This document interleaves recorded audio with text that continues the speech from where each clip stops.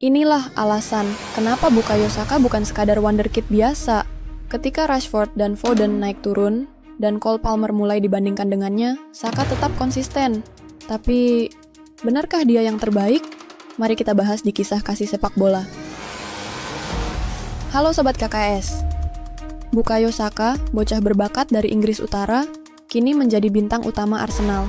Tapi tahukah kalian bagaimana perjalanan luar biasa Saka hingga menjadi andalan The Gunners dalam 4 tahun terakhir? Kenapa dia bisa tetap konsisten? Sementara wonderkid Inggris lainnya justru mengalami naik turun. Apakah dia benar-benar lebih baik dari Rashford, Foden, atau bahkan Cole Palmer? Yuk kita bahas! Sebagai jebolan akademi Arsenal, Saka sudah terlihat berbeda sejak usia belia. Dia bukan hanya berbakat secara teknis, tapi juga memiliki mental baja. Sejak pertama kali diberi kesempatan oleh Unai Emery di tim utama Arsenal pada 2019, Saka langsung menunjukkan kualitasnya.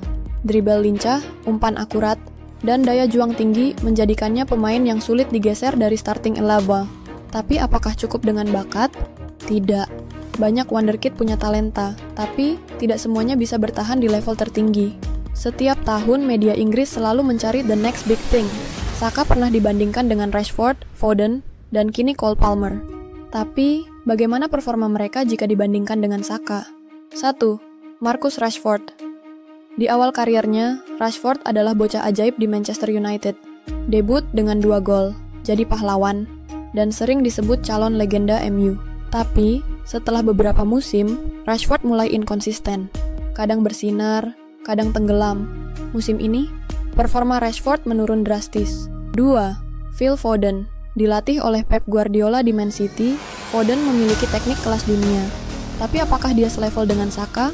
Foden memang punya trofi lebih banyak, tapi kontribusinya di lapangan tidak selalu konsisten.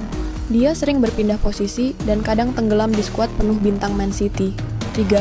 Cole Palmer. Nah, ini yang terbaru. Banyak yang bilang Palmer lebih baik dari Saka, apalagi setelah kepindahannya ke Chelsea. Tapi, apakah dia punya konsistensi yang sama? Palmer baru menjalani 1 musim bagus, sementara Saka sudah membuktikan diri selama 4 tahun berturut-turut. Jadi, kalau mau bicara wonderkid terbaik Inggris, siapa yang paling layak? Komen di bawah. Salah satu momen paling emosional dalam karier Saka adalah ketika dia gagal mengeksekusi penalti di final Euro 2020 melawan Italia. Inggris kalah, dan yang terjadi setelahnya, hujatan besar-besaran dari media dan netizen Inggris. Bahkan ada yang rasis ke Saka, tapi apakah Saka hancur? Tidak, dia justru bangkit dan menunjukkan kelasnya. Musim berikutnya, dia menjadi motor serangan Arsenal, dan membawa klub ini kembali bersaing di papan atas Premier League. Bandingkan dengan Rashford, yang setelah Piala Dunia 2022, justru mengalami penurunan performa. Atau Foden yang masih kesulitan mendapatkan tempat utama secara reguler di Man City. Saka telah mencatatkan 2 musim berturut-turut dengan lebih dari 10 gol dan 10 assist di Premier League. Itu bukan kebetulan, tapi hasil kerja keras dan mentalitas kuat. Dia bukan pemain yang hanya bersinar 1 musim seperti wonderkid lainnya. Saka selalu bermain dengan determinasi tinggi, jarang cedera, dan selalu jadi andalan di Arsenal maupun timnas Inggris. Bahkan, kini dia menjadi kandidat kuat sebagai kapten masa depan Arsenal. Sekarang, mari kita simpulkan. Rashford pernah bersinar tapi sekarang menurun. Foden masih belum bisa mendominasi seperti yang diharapkan. Cole Palmer baru 1 musim bagus, masih perlu pembuktian, dan bahkan musim ini sudah terlihat menurun. Tapi Saka selalu konsisten. Kalau kalian setuju bahwa Bukayo Saka adalah wonderkid terbaik Inggris saat ini, komen di bawah. Atau kalau kalian punya pendapat lain, tulis di kolom komentar. Jangan lupa subscribe, follow, dan komen pendapat kalian. Apakah Saka benar-benar lebih baik dari Rashford, Foden, dan Palmer? Apakah dia layak disebut legenda Arsenal di masa depan?